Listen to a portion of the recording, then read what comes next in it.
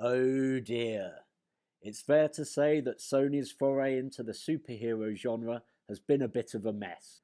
Yes, in Tobey Maguire's Spider-Man, they can be credited with kicking off the lucrative Marvel love orgy, but ever since Bully Maguire's emergence in Spider-Man 3, Sony's extended Spider-Verse has been sinking faster than the Titanic. Madam Web was bloody awful. The Last Dance was okay when compared to the other two movies in the Venom franchise, but it was hardly incredible, especially when you consider they gave away the film's ending in the title. Now it seems that Sony are finally ready to bring the curtain down on their limited Spideyverse, and all I can say is, thank fuck for that. And just to reassure everyone that it's the right decision, they decided to bring out Kraven the Hunter. Who?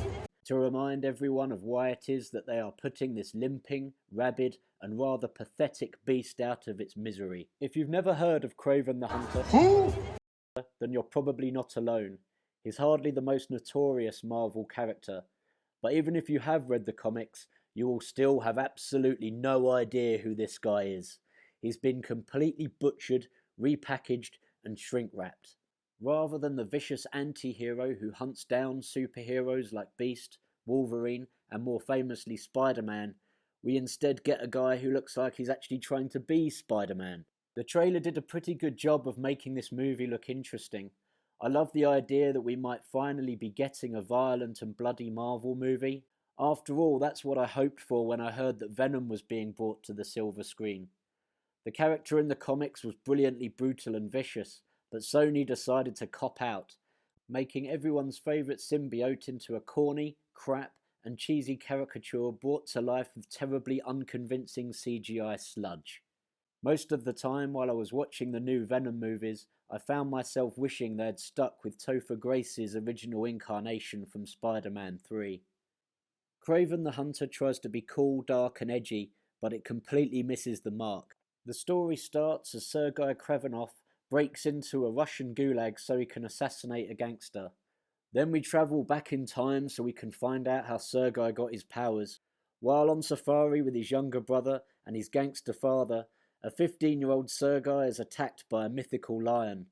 During the attack, Sergei's blood becomes mixed with the lion's, which along with some magical potion turns Sergei into a poor man's Wolverine, without the wit, charisma, or even the claws.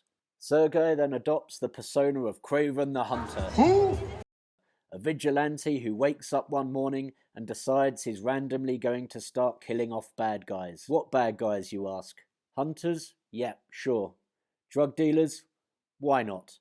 And mafia members? Yeah, what the hell. And why is he doing it? Fuck knows, and who the fuck cares.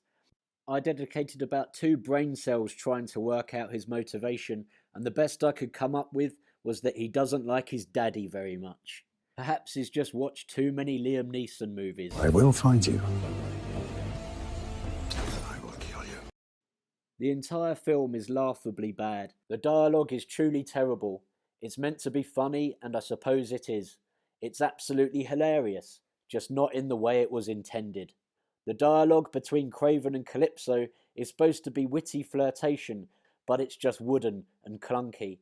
I've experienced better chemistry with the contents of my toilet bowl the morning after I've sunk 16 pints of lager and had a particularly punchy chicken vindaloo.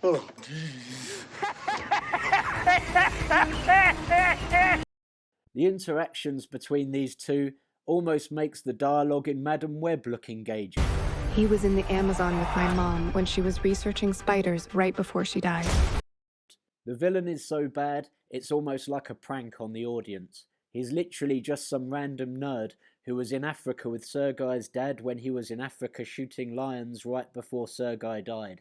And the CGI when he turns into the rhino is absolutely laughable. And that's not the only instance of bad CGI in the movie. All the fight scenes are pretty bad, and the script lurches all over the place with no coherent structure. Characters pop up in random places and do things that make little or no sense. The only redeeming feature of the film is Russell Crowe. His over-the-top elephant gun-toting mafioso is very entertaining, but unfortunately he's barely in the movie. There is talk of Aaron Taylor-Johnson becoming the next Bond, This film probably hasn't helped his chances because it's that bad.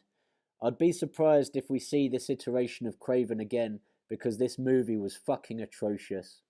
If I'm honest, I think I'd rather see a sequel to Madam Web, and that's saying something. Adios, counselor.